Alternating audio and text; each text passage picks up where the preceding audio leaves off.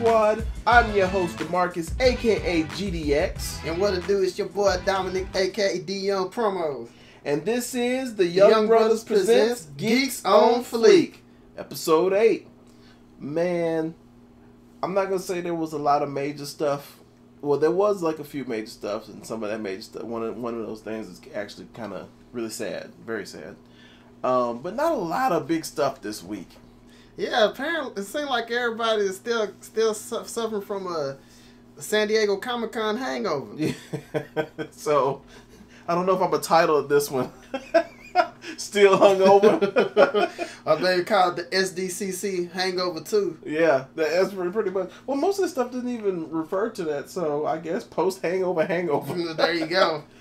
So we got a lot of little topics, and we just gotta cobble them together in one show. So here we go. We got 10 of them, the Big 10. So I was online. I don't know for what reason. I'm a night owl, and for some reason, and I do a lot of research, and a lot of times I'll have that Wikipedia/TV tropes effect thing going on. Yeah, I'll start with one thing, and then I'll end up like in something completely different. And so that's how I was watching videos, and then I hit that video that was the composite face of the doctor. It's a cool video, and it basically shows all the different doctors. Oh, I've seen that video. And it combines their faces to a composite look. And I guess maybe I was watching an extended version or whatever, because at the tail end of that video they were like, this is just the the main 12 doctors, but we didn't figure in. I think they might have done one for the various parody doctors and stuff too. So when I saw the parody doctors, I see Lenny Bruce. Oh, you say Lenny Henry? Lenny Henry, yeah, Lenny Bruce. That's the wrong person completely. I see Lenny Henry. I'm like, what? There's been a parody Black Doctor, so Black Doctor. Come on, that's the shit right there. That's how you found out about it. Yeah. So I looked up Lenny Henry, and he's a British comedian who had his show, ran for about 20 years, I think, over in the UK. And sure enough, I was like, I'm going to put this in on YouTube, because YouTube has just about every damn video you can find. Yeah. Put it in, knew it was gold, and I had to show D Young promos the next day. And let me just put it like this. It really threw us for a loop, y'all. Because it's not like technically like awesome, and the humor. I'll be honest, as far as I was concerned, I had just a few chuckles, because it's very British. Yeah, it's very British humor. And you know how British humor can be. It's kind of a acquired taste. Yeah, it's kind of an acquired taste over here. But the thing is, just looking at that video, I'm like, dude, this will make anybody root for a Black Doctor. Yeah, and one thing I did like was, he didn't do like anything stereotypical, and his look was really cool. Yeah, like what was crazy is his look was like a composite of, well, it was almost like he did the jumper thing before Eccleston did it, but then he still kept the colorful aspects of the old school Doctor. And it looked really like he looked really fly. Now, them yellow pants didn't have no chill, but but it worked for that Doctor's personality. Yeah, it really worked really well, and I'm just like, it's something definitely that you Whovians need to check out. Yeah, it's not really a big thing. I guess maybe a footnote, or not even a footnote, but it's crazy that. Yes, it's in a comedic sense, but it's just kind of crazy how that was kind of in someone's mind back in the 80s. Yeah, somebody already was thinking about, man, what would happen if the Doctor was Black? And they did the space thing at the beginning, the intro with his face. Yeah, that was hilarious. I was like, as soon as I saw his face, I was kind of sold. I was like, oh shit, this is gonna be genius. This is gonna be fantastic. So yeah, that's just one of those weird things that was up. Oh, sorry, brother. I was kind of curious, man. Okay, just rooting for a Black Doctor. You know what I'm saying? Who would you like? What actor would you get? You could just Cause me, I'm thinking like probably a lot of people would think if they saw this video, they probably say Idris Elba. Yeah, Idris Elba. Idris Elba, and then Idris. I don't know how to pronounce it. Big Driss. or even the baddest brother on the verse. You know it's the real name. Oh, Chiwetel Ejiofor. There you go. Chiwetel Ejiofor would be really cool. Yeah, he would, cause he's cool.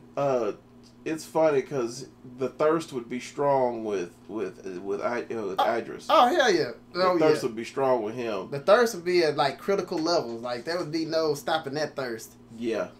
So my vote is Idris Elba. It's like, bro, you already said you're not gonna do James Bond, so come on, get a doctor. Yes, for real.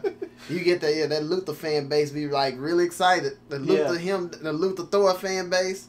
And even like the Tyler Perry fan base might fuck with Doctor Who. Yeah.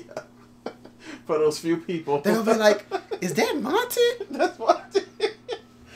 That's our mom shit right there. Oh yeah. Yeah, wouldn't it be weird if that actually did happen? Idris Elba as the Black Doctor, and for once we could sit and watch Doctor Who with Mom. Yeah. Like, wouldn't that be so crazy? Oh my God. Yeah, so Lenny Henry, you gotta check it out. I'll probably put the link. Well, no doubt, I'll put the link up. Yeah, put the link up, but just type it in Google or YouTube, Lenny Henry, Doctor Who, you'll find it.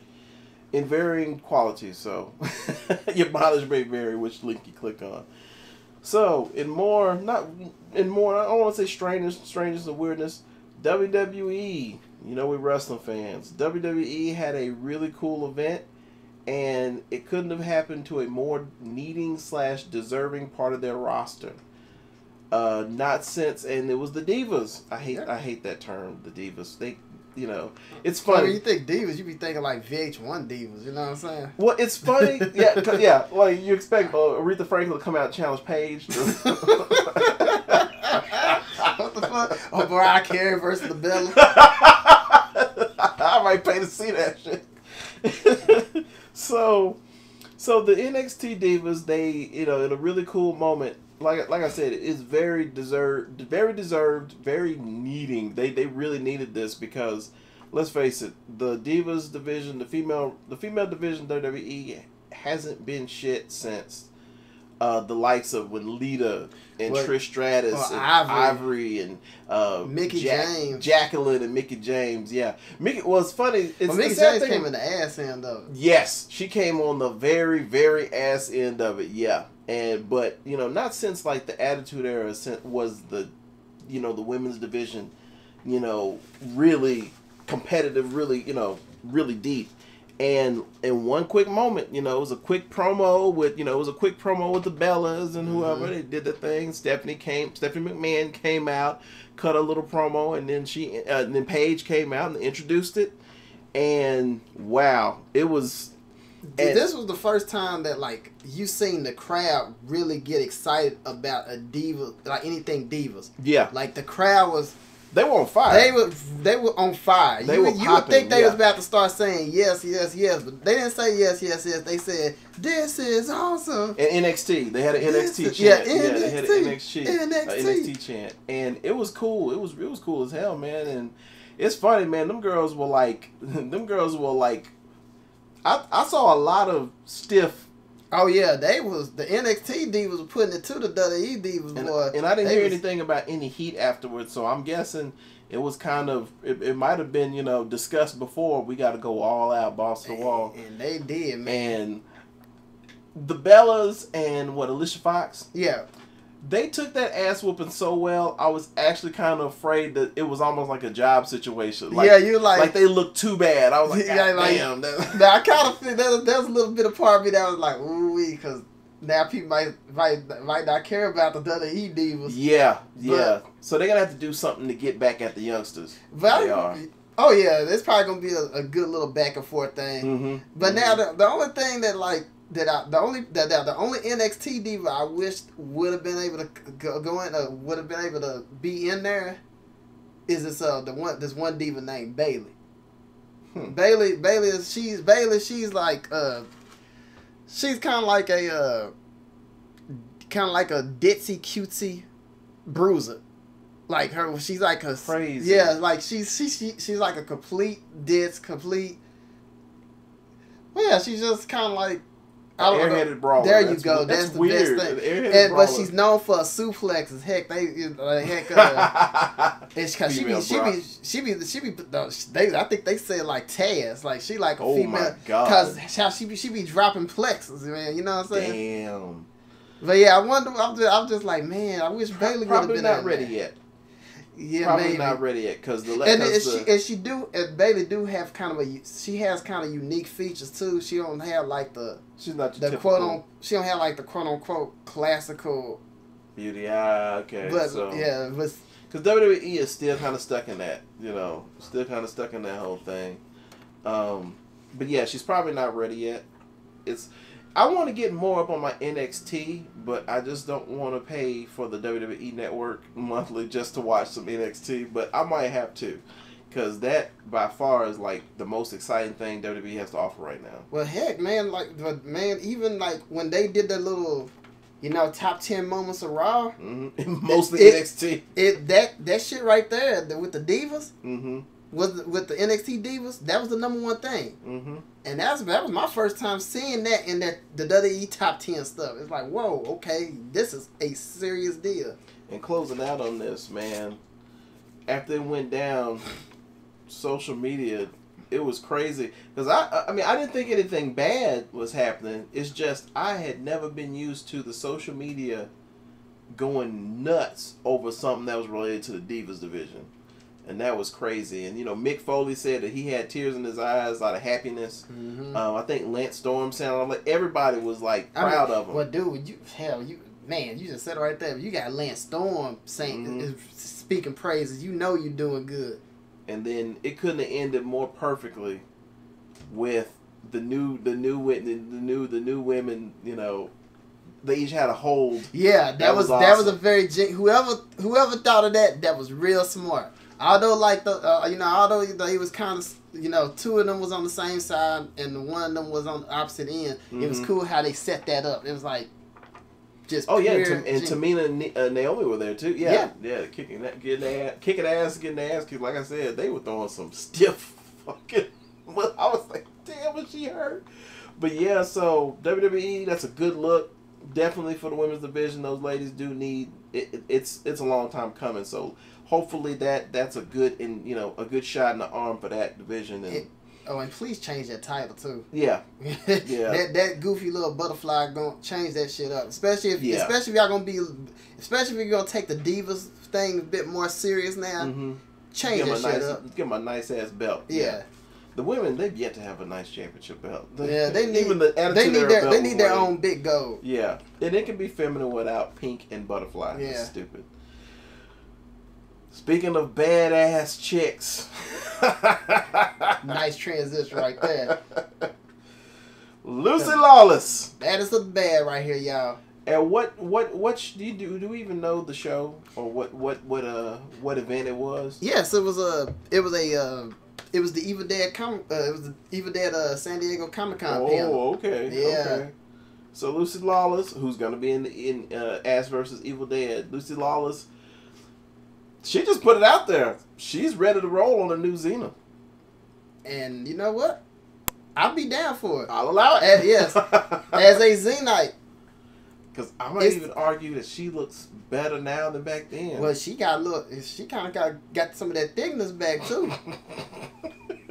We're gonna try not to perv too hard. Yeah, we're not trying to perv. Yeah, no, she's and then on top of that, I don't know, something about her. She seems a bit more kick-ass, a bit more harder. Yeah. So that's cool too. I guess that just comes with experience, and I'd love to see it back as Xena. I think I put on Facebook. It's funny. I was actually kind of trolling a bit, seeing what people had to say. But I put Xena greater than Batman versus Superman, Wonder Woman. Ooh, that's a shots fired right there. And she certainly stole her fashion sense. Yeah. I'm going to say that. I don't remember Wonder Woman being put in that outfit until after Xena came out. I don't remember her being even Wonder Woman's attitude. Yeah. Wonder Woman, hey, the character was out long before Xena, but I'm gonna say it straight up. Wonder Woman owes a lot to Xena. in her current incarnation, because Xena brought Wonder Woman along for, you know, to be more than just Superman and drag, you know. Made her to a fierce warrior. She fit in, and made her the perfect in between Superman, you know, and she was rightfully part of the Trinity at that point. So yeah, I'd be more down to see a new Xena. Now, where the hell would Xena be best put at? Dude, Netflix. Yeah. Oh my God. Put that on Netflix, man. Xena, the shit would get serious if you put Xena on Netflix.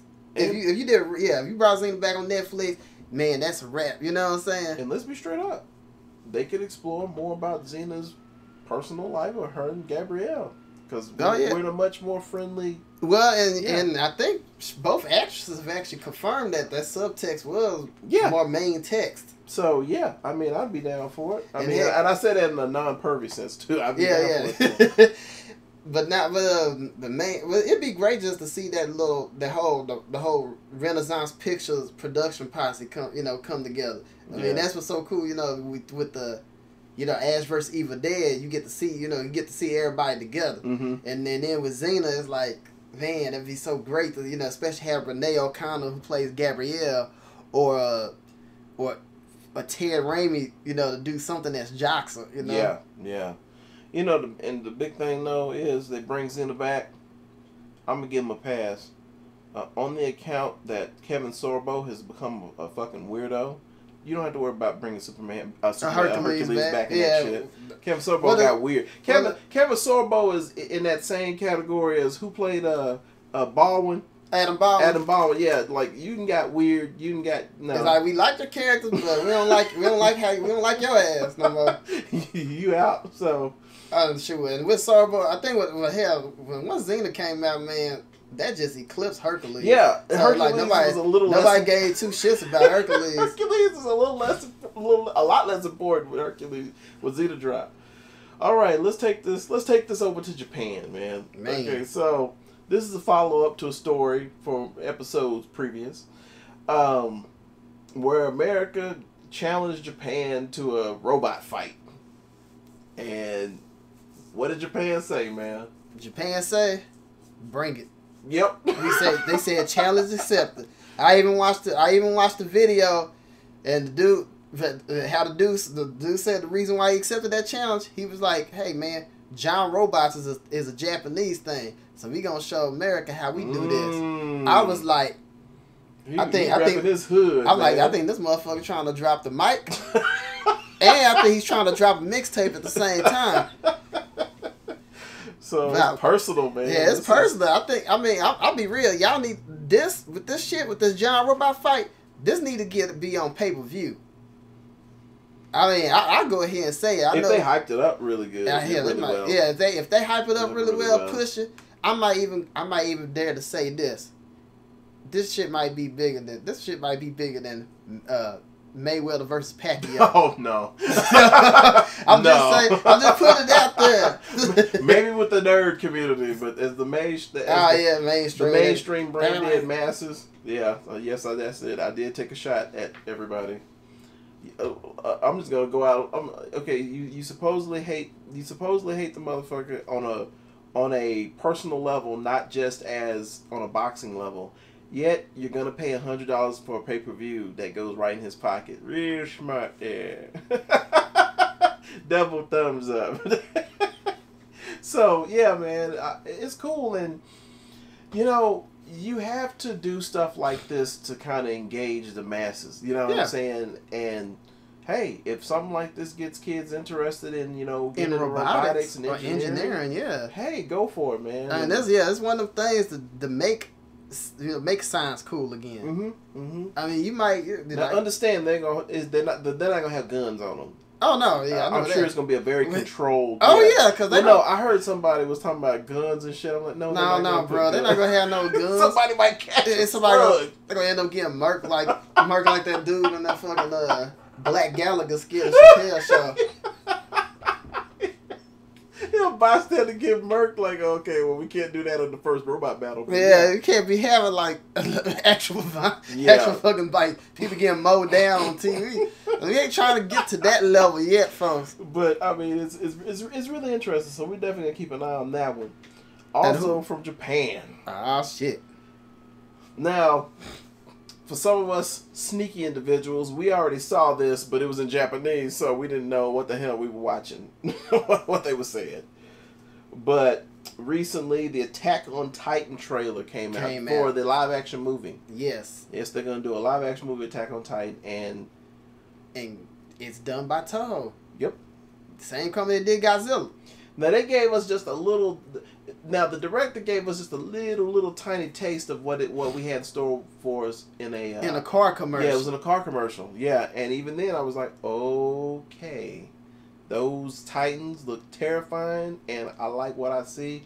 But let's wait for that trailer. So the trailer dropped, and it's crazy. The trailer gets me real. That trailer gets me real excited. I was like, man, after I watched the trailer, I was like, this is serious. Serious. Because too many Titans is dangerous. So dangerous. So it looks good. It looks good. But there are some there's some minor issues. Now I would say one issue is a minor issue with the audience who doesn't get the culture as well as they think, because there's been a lot of people going, where are the white people at?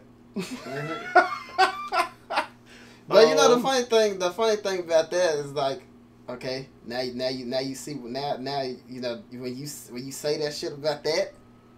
That's how I feel, motherfucker. That's how we feel. I'm not gonna. That's how I feel, motherfucker. But anyway, it's crazy because I will say, before I actually kind of researched it, you know, and it's still kind of like, you just got to pay attention. A big indicator is a character's name. Yeah, and you know, a big character like Aaron Yeager. Like Aaron Yeager, by all right, he should be like a German kid. Yeah, I think. Exactly. It's like now you got a character named Mikasa, and you know I heard she's mixed, so you can kind of get away with, you know. But yeah, it's kind of on a character. Yeah, kind of on a character basis. Some characters gonna have blonde hair. Some characters gonna have purple hair. Yeah, and I think eventually, like, hopefully maybe a few years they'll kind of get smart about that, because it would be cool to make them look a bit more diverse as the real life cast. Yeah, I mean, as the animated cast. I like to see that. Because I think that's why, like, at the same time, that's why I couldn't get mad. That's why, like, it's like I could be like, yeah, now you feel, you know, for your fans that kind of had that issue, it's like, yeah, you know, I can sit there and be like, now, you see how we feel. Yeah. But then on the flip side, I'm like, you know what? It is a little difficult. It is a little difficult because this shit happened to the last Airbender movie. Ooh. And hell, that was the main reason why that movie went to the shitter. Oh my god, that's rotten. But another big thing I think is gonna rub people the wrong way is they changed up. Captain Levy is not in that movie. It's this dude named Captain Shikishima. And I'm like, why did y'all change? Like, Levy is a badass. People like Levy. That's very weird. Like, I wouldn't have made. I mean, heck, like, Death Note. When Death Note did the movie, they didn't even change. They didn't change Ray Pinboy. I mean, they changed that last. They had a weird way of doing his last name, but they didn't change that character up too much. They didn't like fucking make an XP, but overall though, the trailer for Attack on Titan, it's a good. It hit all the right. I mean, it brought out the Titan. Okay. It's really the Titan. Yeah, it's a good look for Attack on Titan.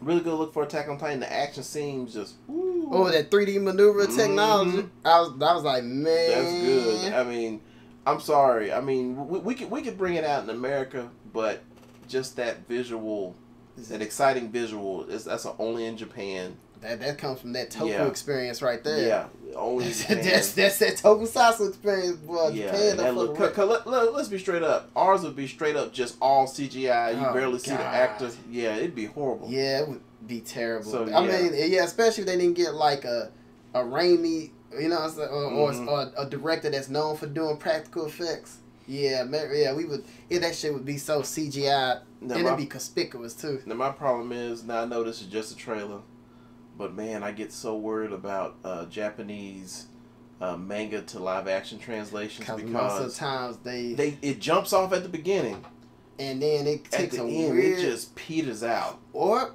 sometimes they get too influenced by other things, like Battle of Planets, when that came out, the G-Force trailer. The trailer looked nice, but then when you start reading about the plot line and stuff, you're like, what the fuck? This does not have anything to do with Science Team Ninja Gotcha Man. What's going on here? Yeah, it's weird. So let's hope that the story.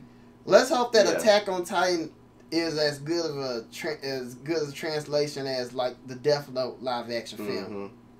And let's hope fandom can look past the whole thing, because I mean, heck, it's their story and it's their So let's hope fandom can look past that. Whatever. Well, man. And talking about fandom, man. Japan and just gaming fandom in general is reeling from the loss of Satoru Iwata. He was the CEO of Nintendo. Yep. And wow, he passed away on the 11th from a bile duct blockage. I've read somewhere it was bile duct cancer. I'm not sure, but there was a growth in his bile duct, and he passed away. Tragically, no doubt, at the age of 55. I know, that's just young. So, that's young right there, man. Now, some of our younger viewers are like, wow, 55 is old. We're, Dion Promos is 30. I'm 30 something. We may not look it, but we may not sound like it either. But 55 is very young. Yeah, that's young. It's very young, and first off, our condolences to his friends and family. Definitely, he is survived by a wife. I'm not sure if he has children. But to all his friends and family, we definitely want to send our condolences. For those who might not be in the know, it's funny, if you have been in contact with Nintendo, but over the past 30 years or whatever, even if you don't know the name, or you have definitely been touched by Mr. Iwata's work. He wasn't your typical CEO of a company. He wasn't your typical CEO at all. A lot of people said when he was promoting upcoming projects or whatever, it was never a hard sell. It was almost like you liked talking to him about the project, And everybody notes that he had a great passion for what he did. He made Nintendo, which at one point was a very shut-off company, you don't get to see what's behind the curtain. He pulled the curtain back with stuff like, Ask Iwata, I think, on Nintendo Direct. And he really, and he interacted in videos. He interacted, with fans with direct questions, where, like I said, where Nintendo would kind of want to be secretive about stuff. He would just tell you what they were thinking, where they were going. He had a really huge philosophy. I would say his big philosophy in gaming. First off, he always said that he was a gamer, so he thought from a gamer's perspective, and he had a philosophy. I'm sure not a lot of people would agree. Well, the diehard gamers would. It's weird. Those antisocial diehard gamers, the elitists, I don't think they would agree with it, because those usually are the ones that complain about this is for kids. The Wii was for kids, and this is.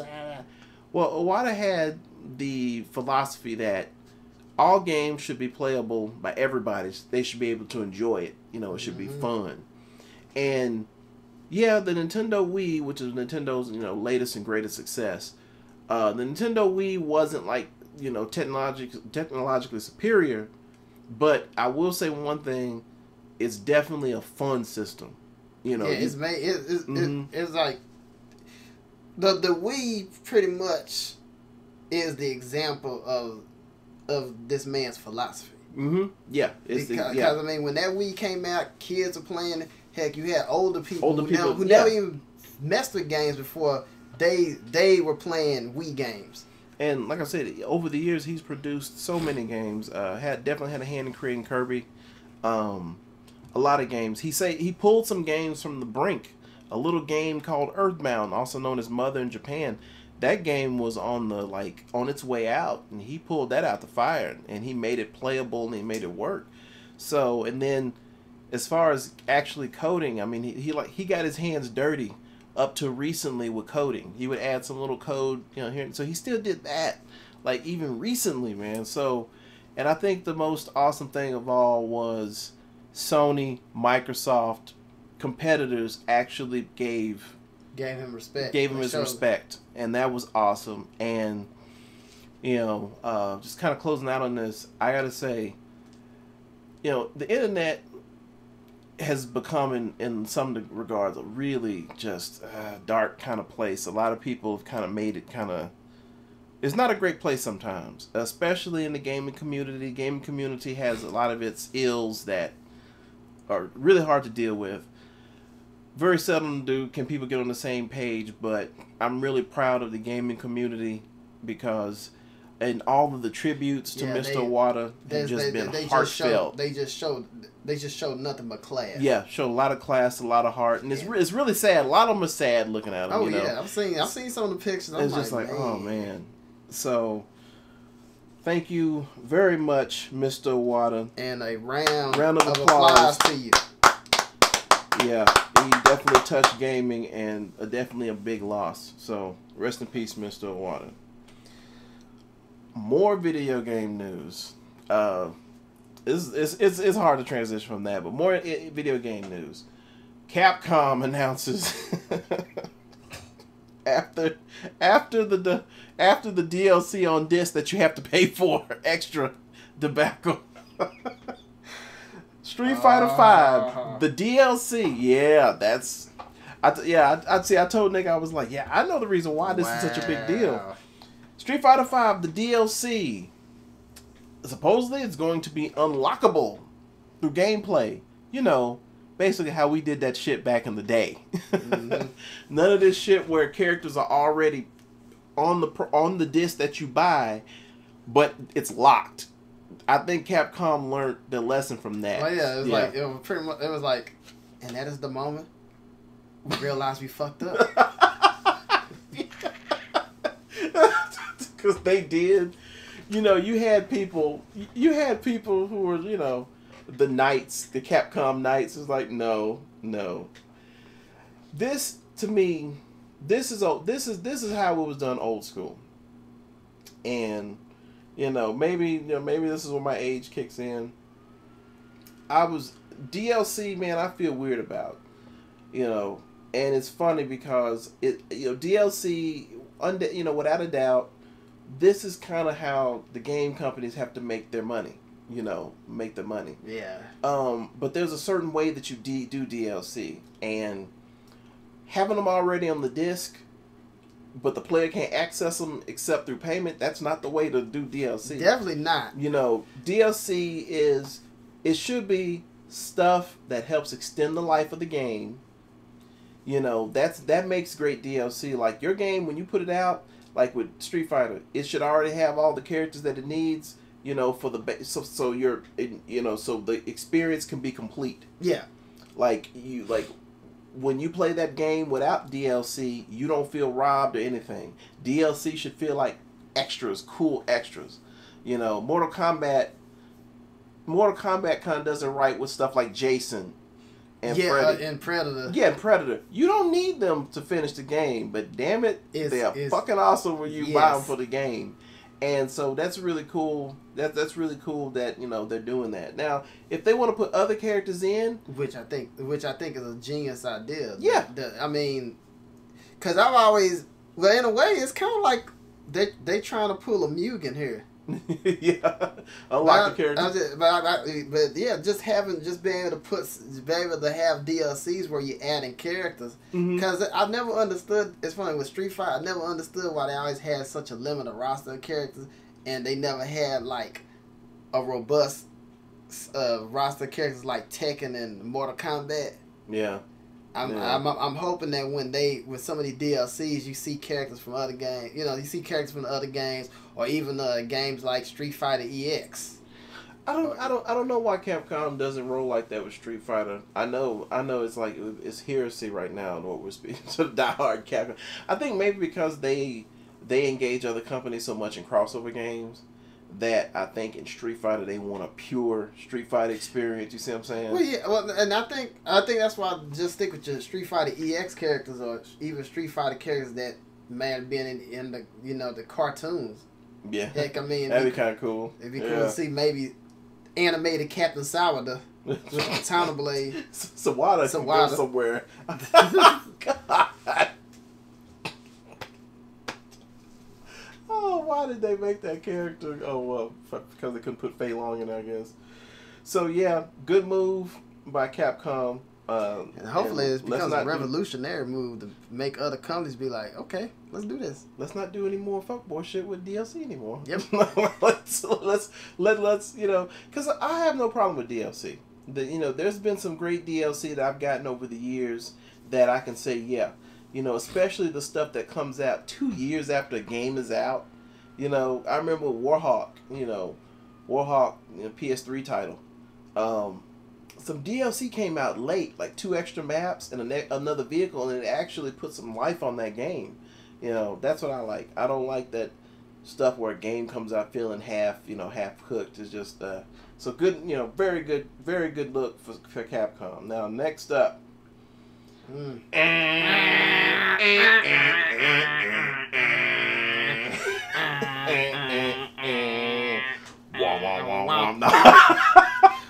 the fuck out! Godzilla says, "Get the fuck out! Throw your hands in the sky."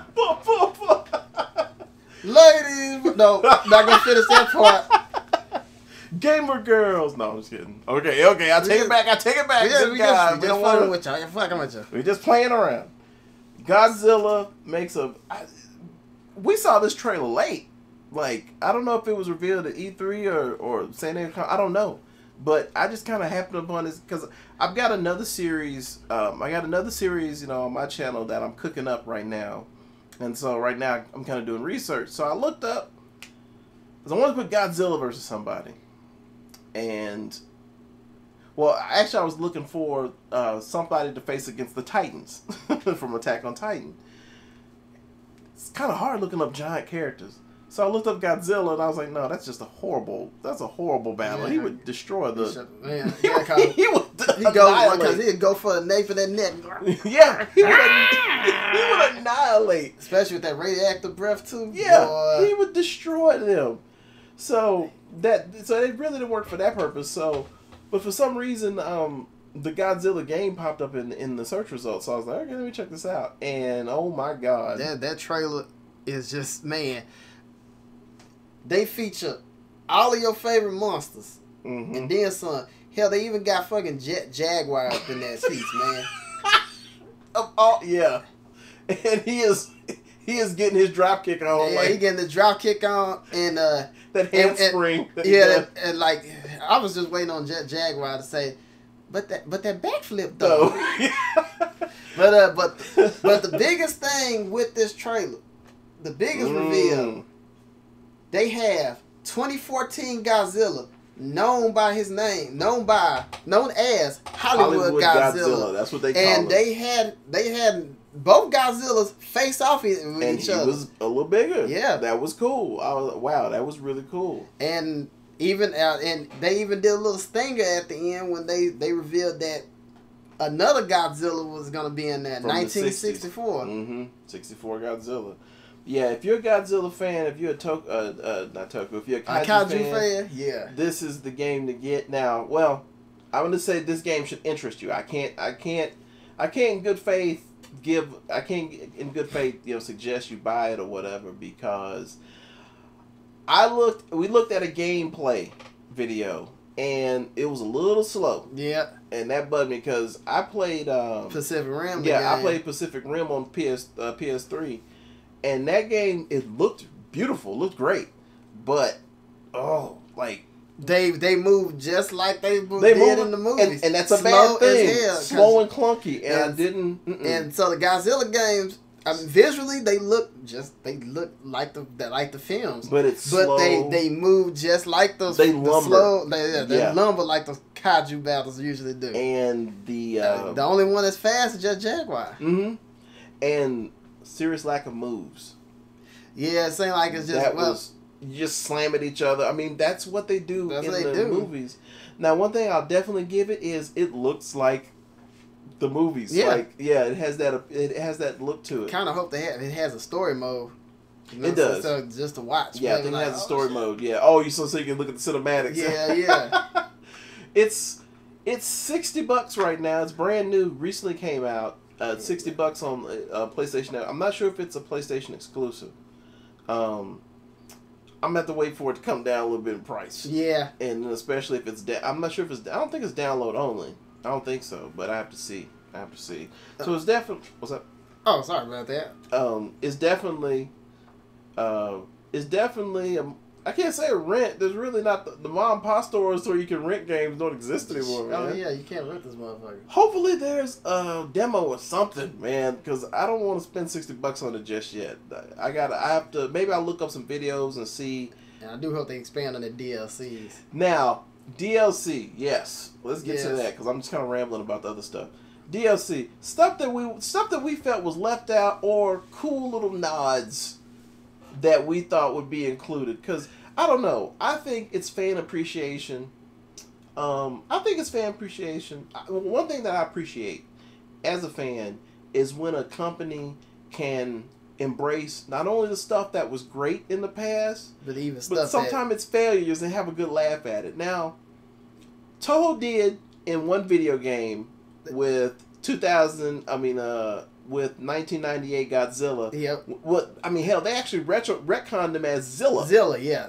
And an actual Godzilla movie. He was a punching bag. Oh yeah, he was jabroni. And yeah, he was a punching bag. But Zilla needs to be in there. And yeah, you hope when they showed that they're gonna have 1964 Godzilla, they would throw Zilla in there so you can finally have the ultimate battle of the Godzillas. Yes, so you can have the 4 or 5 major Godzillas just beating each other's ass, and yes, Zilla will be weak as hell. Yeah, a Godzilla slobber knocker. But characters that we want to have in there, and GDX has some really crazy ones. He was like, let's throw Charles Barkley in there. Charles Barkley, man. Now, I suspect probably, the licensing thing. I suspect this game is probably... This game really does seem like it was built for the Japanese audience, because most of the videos you'll see on it, they are the Japanese version, I noticed. So I don't think the Japanese... First off, it's a really obscure thing anyways, and I don't think the Japanese audience will appreciate it so much. But over here, it all started with a commercial for Charles Barkley's brand of shoes. And it featured him and Godzilla in a basketball game. It was a Godzilla fight. Godzilla fight. Yeah, they were in a big ass city, and Godzilla was like, and Charles Barkley was like a giant, but he had the ball in his hand like he was trying to get past Godzilla, and the commercial was such a hit that it spawned from Dark Horse Comics Godzilla versus Charles Barkley. Oh my God, I forgot it was comic Yes. So yeah, it's a crazy little thing. I'm a huge fan of just weird ass little things nods and obscure stuff, and I think Charles Barkley in that game would be crazy. Now, not as a mainstream roster character, but just a DLC. Yeah. Or then we even add other characters, and we won't get into a big ass list of them, but like, I even was like, well, shit, if you can have Charles Barkley in there, let's have Dave Chappelle's Black Zilla in there, so we can still see him shove the tail up Godzilla's ass. That might be an American only. Or then we can have some serious ones like King Kong. Or Clover from Cloverfield. Now, Clover, that's some serious business right there. Yes. Yeah, you can imagine if they did a DLC trailer for Clover, it's gonna be just sick as hell. Yeah. Oh, Gamera.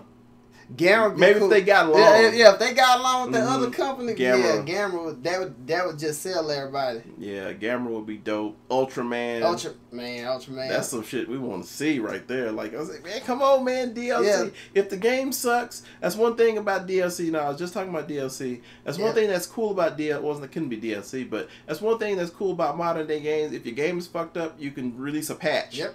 You know, you could be down with DLC. So if the game sucks and it's not doing so well because of the controls, patch it, hook up the controls, but definitely put some DLC out there that we want to see. Like, because it's but as far as the Godzilla experience for fans, yeah.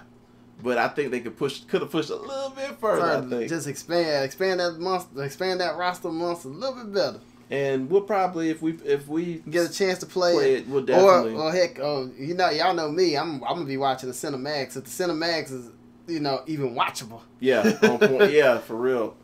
So, man, so Godzilla. From one game trailer to the next. Well, I know we killing on games, man. What's up? I know that's crazy for me, 'cause I'm not a gamer. Wow. So, this new little subset of gaming has just kind of emerged and is huge. It's called Toys to Life. Now, if you're not familiar with the term, you definitely know what it is. Started off, I would say, with Skylanders. Yep. With the little portals you put on there. Skylanders started, and then here came Disney Infinity. Disney Infinity, I think, changed the game because of all its IPs and all the different characters. Marvel, Star Wars. Yeah, that's insane. And their big one is Star Wars. Well, let me go back to go through the history a little bit. So that's Toys to Life. Oh, then there was Disney, and then came Amiibo, which was a different kind of take on it. Because some would argue Amiibo was essentially DLC, but we're already thinking that this thing. Oh, and they have some knockoff brands too that are like, they're not even for consoles. They're like these. They're like TV games, plug-in games. No. Yeah, they have like a JLA one. Turtles. It looks horrible. But we don't need to talk about them. Those are shit. Probably, JonTron probably talk about that shit. Those are shit. Yeah, let's leave that to JonTron. What the fuck is that? So we didn't even expect this, and then Lego was like, you know what? Because the trailers, man. They was dropping these trailers like crazy. They had the Back to the Future one. Yeah. Then they had. Well, yeah, they had the first one. They had the first trailer, which was more so your characters from the Lego movie. It was a Wildstar from Lego movie. And then what, Gandalf? Yeah, Gandalf and Batman. Those are obviously your three main characters in this, because those are the three characters that's going to come with the game. And it was a great commercial. Who's Jeff from Community? Joel McHale. Joe McHale. He was in that. That was a crazy. That was crazy that he was in that. I was like, what? I know what audience you're going for. It's a good choice to have him in there. It was a different kind of Lego commercial. I was like, wow, when you're putting him in that. One thing that I thought was crazy is there's no kids on this trailer. I was like, wow, they're really trying to reach out. Wow. I didn't think about that. And there really haven't been kids on any trailer playing it. I was like, wow, they're really trying to reach across age, So I'm getting. This is how awesome that is. I'm getting caught up in that. But just trailer by trailer, they start putting out, because they had the Back to the Future trailer, which went viral. Everybody was talking about. Oh yeah, it even had Doc. Yeah, they had Doc. Had Christopher Lloyd in there. Still, he's still doing his thing, man. And then they hit us with this one because they just acquired the IP for this shit right here. They revealed that Doctor Who trailer. Yes. And yes, voiced by Peter Capaldi, voiced by Nicholas Briggs, voiced of Daleks. Man. So and then Lego put it out. Let me give a little background on the Doctor Who thing. I'm just surprised. It caught people by surprise, I think, because Lego just like Nick said, Lego just got the rights to Doctor Who. So we were already, Lego fans and people who like, building brick stuff, collectors. We were already hyped, to see that. Oh man, Lego got Doctor Who. Did not know that they were gonna get it in dimensions that fast. And then let's be honest, BBC is very guarded with Doctor Who. Oh yeah. Like, so you can't even do like raunchy parodies of No. BBC will shut that shit They down. shut the shit down. But even, I mean, that's almost like a no-brainer. Yeah. But, you know, like, friendly crossovers and stuff, it's really, really hard for, you know, they're really guarded with it. And I'm glad to see that they kind of let, you know, loosen the chain up a bit on them, because in Dimensions, that one of the big things that they want to promote is you can put any character from any set in anything. So all the crossover potential. So a lot of the Lego IPs are going to be in it, and then the Simpsons is a part of it. Yep. You know, Doctor Who, Back to the Future, and then the Doctor Who spot, we see that awesome shot of Doc Brown with the Doctor back to back, and that was awesome. I was like, wow. So after that trailer, after just the excitement of that, we see the Portal trailer. Portal. It's crazy. Okay, I like Portal. I'm not a huge fan, namely because Portal gets me motion sick. I can't play. I like physically can't play Portal. I tried to play it. It made me sick as a dog. And a lot of people like, take Dramamine. I don't want to take anything to have to play a game. Yeah, if it gets me, you shouldn't have to medicate yourself to play a game. Yeah, but Portal was insane. Like, they got the voice. GLaDOS, yeah, the voice of GLaDOS, yeah. And it was cool because Batman, Gandalf, and I don't want to do a play-by-play, but Batman, Gandalf, and Wild Style, they kind of showed up in the I forgot the name of the where Portal takes place, and GLaDOS is kind of like, these are three unauthorized and messing with the portals, which was a nice little meta thing about the Lego game. And I think you get new abilities too. And what was crazy was you saw Batman, Gandalf, and everybody were going through the portals, but in a lake, they incorporated the games from, you know, the portals from the game and the Lego portals. Yeah, that's why. That's so what man. And then they did another reveal, because the one thing about Lego trailers, Lego Dimension trailer, they always sneak a character in the background. And he has a little sound bite too, so you know who it is, because he was in the Doctor Who one. Yep. And he was in Portal. Who was it? It was Homer Simpson. Don't! Homer Simpson was there with the Doctor, and he popped up in the portal like he just got dropped in, did not know what the hell was going on, like in true Homer Simpson fashion. So yeah, I mean, so Lego in the Toys to Life, in the Toys to Life fight. Yeah, man. I think they're gonna start a revolution now of people gonna. These Toy to Life companies, they're going to want to start trying to get other IPs. It's going to become like an arms race. Oh, yeah. Well, because Skylanders trip me out, because they're getting like King Koopa and DK. And you can switch it back and forth. Yeah, that was nuts. I was like, wow, Nintendo. I think the reason why Nintendo was cool with that, because A, is 2 villain characters, and B, Skylanders honestly doesn't compete with Amiibo, because Amiibo is a different type of Toys to Life. Well, yeah. Yeah. But like Nick said, it's gonna be an arms race for IPs. Oh yeah, it's gonna be So if you are a company that wanna be in one of these Toy to Life games, I trust me, I bet they'll sign you up real quick. I think everything as far as Lego goes is effectively fodder for, because I mean they had Chima, the regular Lego City stuff. Goodness. Yeah. Ghostbusters. I bet Bionicle gonna be up in there. Nah, Bionicle hasn't been on point for a while. Oh yeah, you don't hear much about Bionicle. Bionicle, yeah, I don't hear much about Bionicle. But Chima, oh my god, my little dog, my youngest daughter loves some Chima. That's all right. Ninjago. But it's funny though.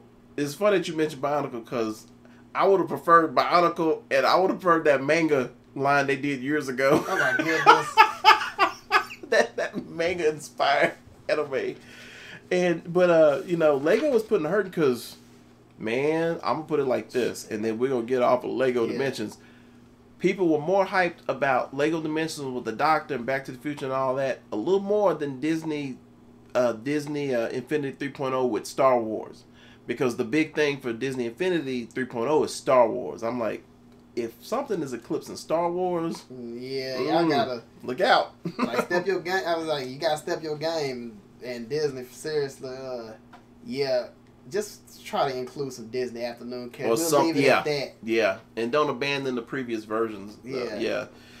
And but I mean, Portal, man, Portal. So they're definitely going for, like, they're trying to get everybody. So, you know, good old Lego. And good for the toy to life thing, man.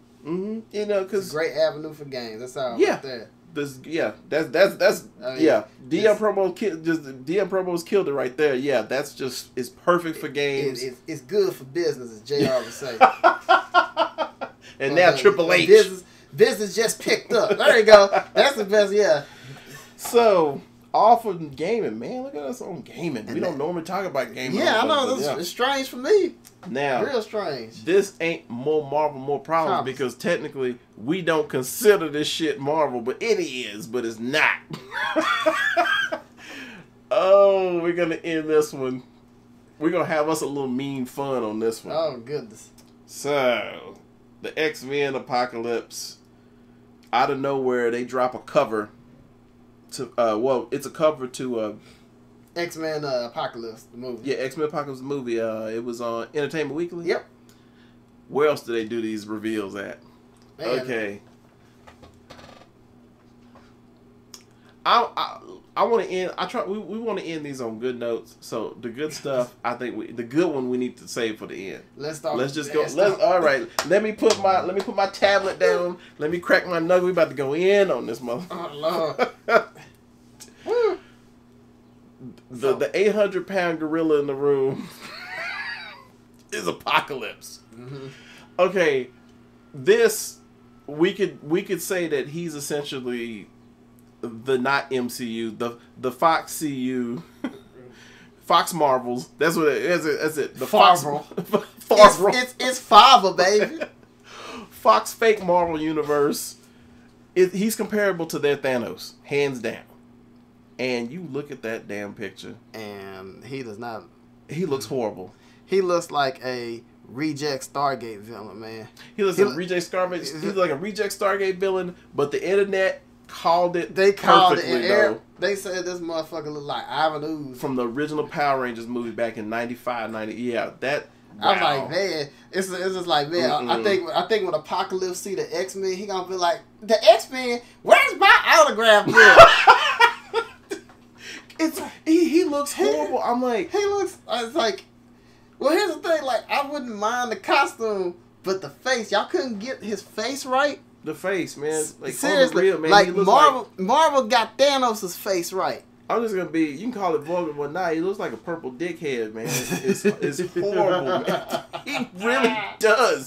But the way that people been going in on this dude, the internet has been just savage, and it has been and this savagery has been on like Black Twitter levels. Yeah, I mean, we've seen memes where they had they like put a face of Ivan Ooze on Apocalypse's body. There's been two types. There's been two types of memes in this whole thing. One has been the Ivan Ooze comparisons. Those have just been brutal. Just savage. Hell, I even seen one with fucking Godard and Ivan Ooze that said, "Hey, here's the new picture. Here's the picture of the upcoming X-Men Apocalypse with Archangel and Apocalypse." I was like, y'all are savages. That savagery is on. And then the other type of meme is it shows two pictures, one of a cosplayer and the other one of that shitty movie Apocalypse.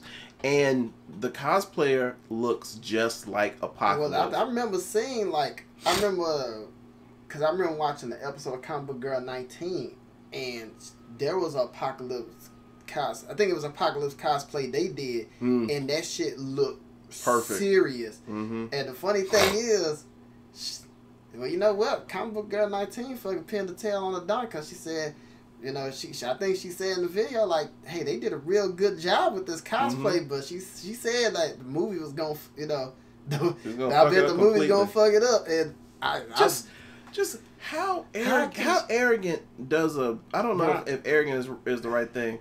Basically, the freaking artists and the creative crew who did this, how the hell? Now, you know, you can improve on some stuff, But this one is so different from the source material of what makes Apocalypse look cool. Yeah. How the hell did they have the picture of Apocalypse and then that shit that they did and say, man, this is tighter than that, man? I'm like, no, no, it's lame. It's lame. It's also full lame shit.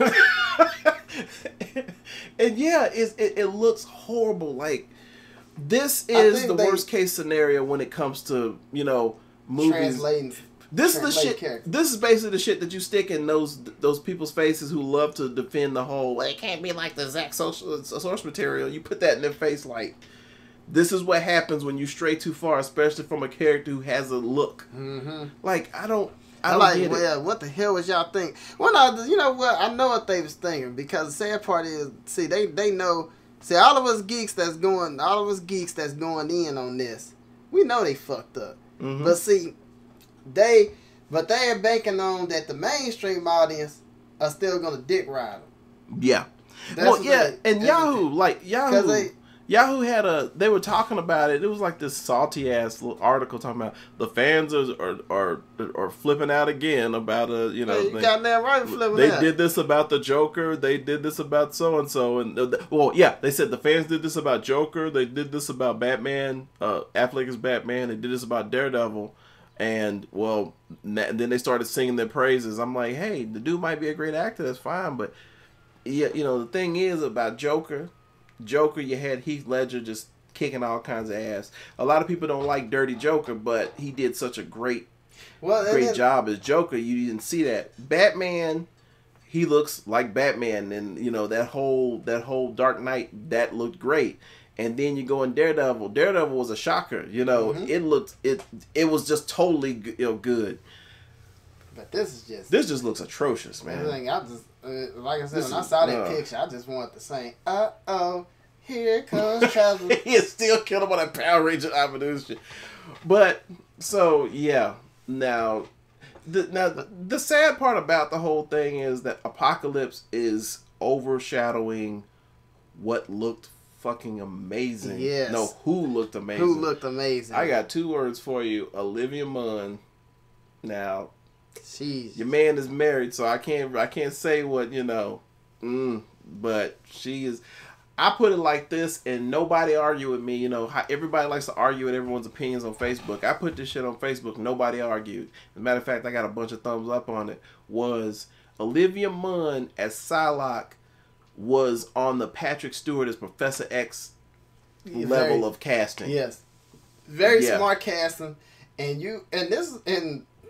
I think every fan can agree. Every fan can agree and sing the praises of that costume.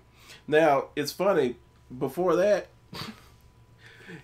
before we actually saw this shit, before it was confirmed, if you would have asked an X-Men fan, a comic fan, first off, is Psylocke going to be in a movie? Some would even say she wouldn't have been in the movie. It's that costume. Mm-hmm. You know, that costume, no. Just like Aeon Flux, no. Or just like Aeon Flux, they would have altered it. Like, holy shit, man. This costume, there are some alterations to it, but it is very much based in Jim Lee's 1990s look, which is essentially a swimsuit. And you got, and the crazy thing is, you hadn't seen such a big ruckus on it. Mm-hmm. And I think the reason being, number one, because Apocalypse showed you it could be way worse. Yeah. And then also, you got to consider who's wearing the outfit. Olivia Munn. Yeah. And Olivia Munn's kind of known for some of the cheesecakey, pin-uppy type stuff anyway. And I think another thing is she controls her own sexuality. You see what I'm saying? And so when you have somebody that's able to do that, and they're wearing this costume, it's like you can't. There's no reason to get mad. Yeah, I bet even if you interview, she probably like, I have no issue with it, and she's all on board for it too. So, and what I liked about it is it improved on the costume a bit too, because I like the little pattern on it. It's like, because they couldn't put it in flat regular old spandex. It has a little detail to it. There's a couple extra bands and straps on that's kind of odd, but she looks great. Whew, she was beasting out on that cover too. She got the katana and she got the side blade in the hand. I'm like, it's perfect, man. It's just that right in the fucking Apocalypse. Like Apocalypse just. Apocalypse is like I can't even come up with a good metaphor. It just sucks. Olivia Munn, perfect. Apocalypse sucks. We're gonna have to see this though. We have to see how this works out. Yeah. You know. We gotta see it. Wow. Fox though. Fox has to seriously. The only person that, and we're not gonna go into a thing about that, but the only movie company that has to be more shaky on a bad reaction to a reveal more than Fox has to be Jim. But Fox has to be nearly that level of, oh damn, we fucked up. We fucked up on Apocalypse. Are they gonna watch this shit? Well, we still have Hugh Jackman on board. And another thing I would definitely say is props to everybody of the old cast. But when you see, they also introduced the quote unquote New Mutants. Yeah. It's pretty much a go that they're retiring the 2015, the 2000 era X-Men. Yeah. It's time. It's been 15 years. 15 years. Wow. And they wrapped it all up in a nice form of some timey-wimey and rebooting. So yeah. So wow, man, Apocalypse. So whew, good God. More Marvel. Apocalypse. You better be happy you're not official, because if you weren't official, we'd put you with more problem, but you sidestepped that though. So maybe it's kind of say more power, more power. Yeah. All right, man. So that's our 10 topics for today. Yep. We did it. We did it, man. We probably overshot our time. I don't give a shit. Yeah, we the best, man. We did it. All right. Well, with that, allow us to reintroduce ourselves. I'm GDX. And I'm D Young Promo. Collectively known as the Young Brothers. And that was Geeks on Fleek. We out. Peace. Deuces, and tune in and turn up. Yes.